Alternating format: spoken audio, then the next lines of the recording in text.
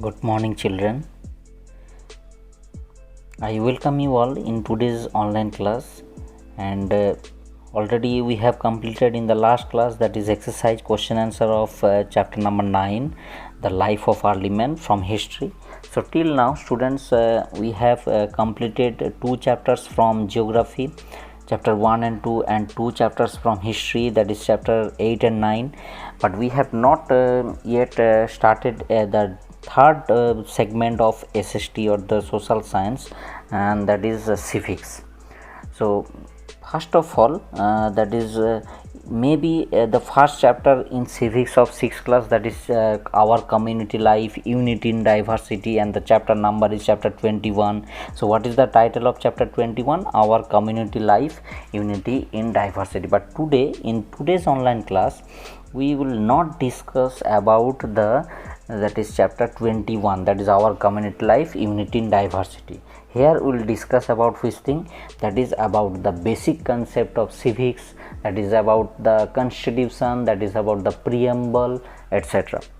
Because we are the citizens of India, and that's why we have to know about the civic education. Here I have written, take a look, that is civic education.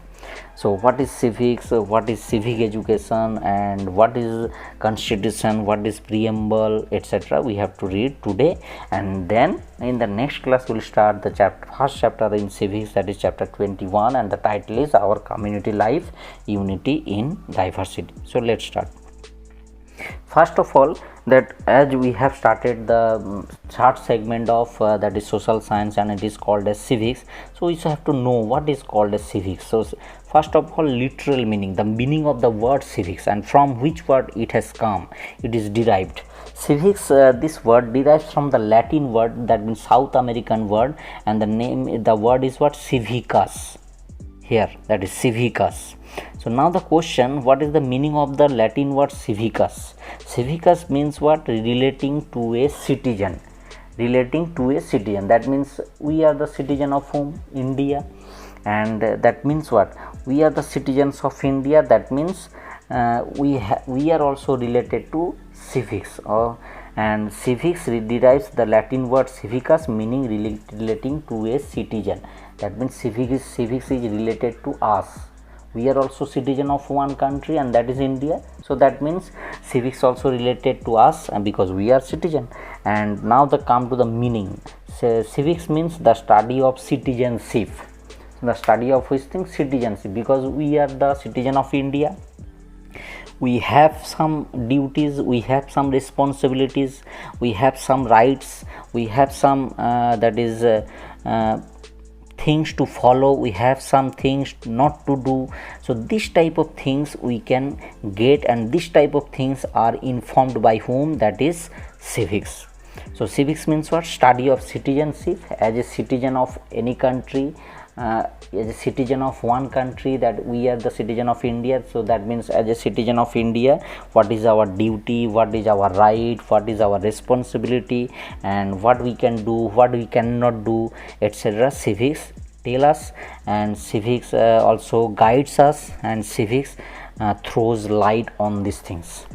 Clear? So that is called as civics. Now come to the next. Who is the father of civics? That is the name Benjamin Franklin, and he belongs to which? And that is USA, United States of America. And also one thing, that he was one of the founding father of USA. He played an important role for whole world, and that's why he is also called as father of civics. And also he played important role for the development, or for the foundation of USA. That's why also he was one of the founding father of USA. So who is the father of civics? Benjamin Franklin from United States of America. In short, we are telling USA. Now come to the next. So when we are talking about civics, and when we are talking about citizenship, when we are talking about we are the citizens of India, at that time we have to know about our rights, we have to know about our duties, we have to know about our responsibilities. And these things, who will tell you? That is, and who will guide you, and who will decide that you are right or you are wrong? and that's why we have one book like thing, we have one document like thing, we have one supreme law which can guide us, which can tell no, you cannot do this thing, it is totally illegal, you don't have right, you don't have that type of that is, you cannot do that type of duty, you cannot do that type of thing because it is totally that is against of that is Constitution of India. So what is the name of this document, what is the name of the supreme law of India? That is called as Constitution of India.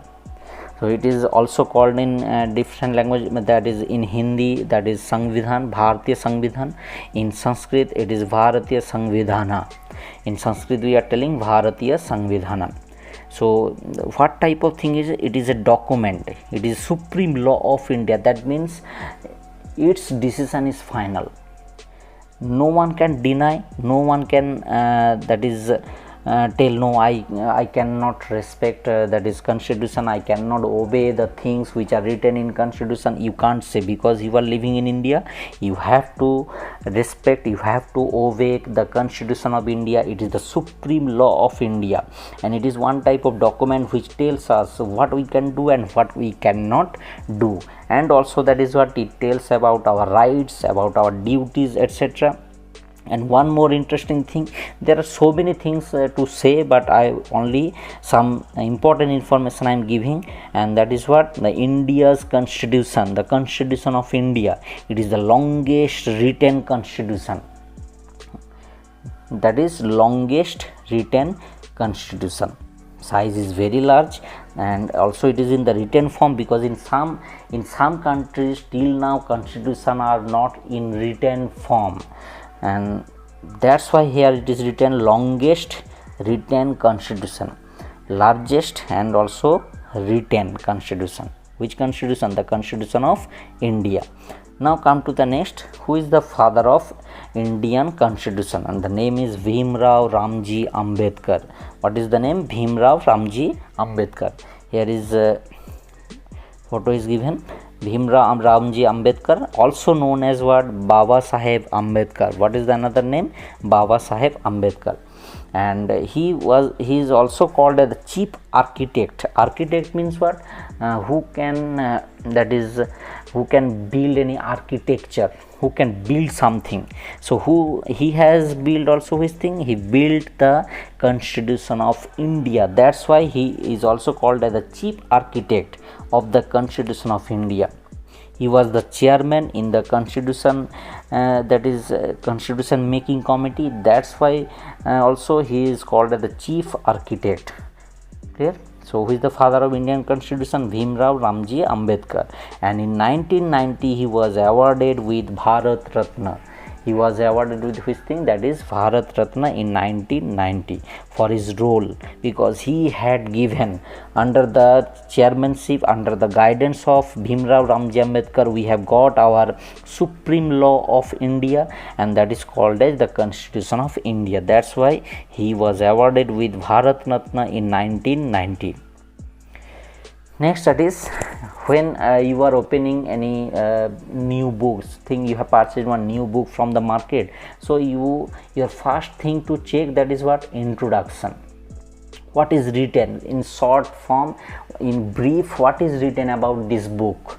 You want to take a glance, on this book with the help of which thing? Introduction. Like that also Constitution has one introductory that is statement, one introduction page, and this introductory statement where brief is given about this Constitution of India, and this is called as what? The preamble. So this preamble, you can see that in maximum book it is given, NCERT book, this preamble is given. That what is written here? Let us read. We means what?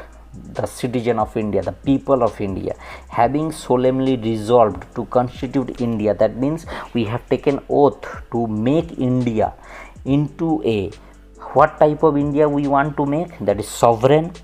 Sovereign means what? Take a look here, it is given. Sovereign means that is independent. Independent means just compare. before 1947, after 1947, when we became independent. That is from 1947 15th August. Before that we were dependent on the British government. So that's why here the first thing written that we want to make our India independent. That means what? No one can enter, no one can force us, no one can rule us. That means external power from other country, from out of India's boundary. No one can come and no one can capture India's territory. No one can capture the India's government. No one can rule the government. No outsider is allowed. That means India is totally independent. That is the meaning of sovereign. Next, that is what? Socialist. Socialist means what? We want to make our society, what type of society? That is equal. So equal rights, that means equality present. There is no discrimination on the basis of caste, on the basis of sex, that means male female, or on the basis of color. That type of society we want to make in India. And also that is what? Secular. That means equal rights for all religions. There is no discrimination on the basis of religion. Also all religious activities are allowed. All can follow their that is own religion. Next, that is democratic. Democratic means what? The people of India elect their government by their votes. There is no, that is, it is not like that people are not giving, but after that also government is formed. It is not. People of India will give their votes and then the government will be elected. Now the question, who can give vote? When you are, that is, in the age of 18 years, at that time you are eligible for vote. Next, that is republic. Republic means what? The head of state is elected, like prime minister elected, like that is chief minister elected. All the heads, that may be central government, that may be state government, all are elected by our vote. And also no place for monarchy. There is no king, no queen. That type of that is thing is not there. That type of institution is not there. That the head of the state, this post is not hereditary. That will be elected by the people of India vote. So that is the first thing. And also other things are written that so what is the first that is the para present? We the people of India having solemnly resolved to constitute India into a sovereign. Sovereign means independent India. Socialist means no discrimination on the basis of color, caste and sex. And also secular means the no discrimination on the basis of religion. Democratic means the head of the state will be elected by the vote of the Indian people. And also that is republic, that is head of the state is elected, no place for monarchy. So these are the meaning of these important words. And today we will just only up to this. Next day we will discuss about the other words, justice, liberty, equality, fraternity, that type of things, and the other things related to the chapter number 21. And before before coming to the conclusion, one more interesting thing, take a look. The Constitution of India, which is also called as the largest and written constitution of the world, and this Constitution of India became effective. That means it was it started to do the work from which year? 1950, and the date is 26 January 1950. From that day it came into effect. Which thing? The Constitution of India.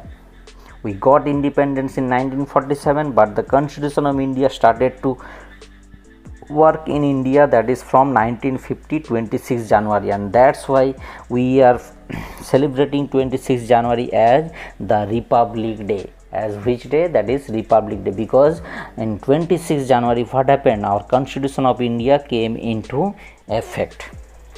That's why. So that's all for today. Next day we'll discuss the other things of this preamble and also other topics related to chapter 21. So thank you.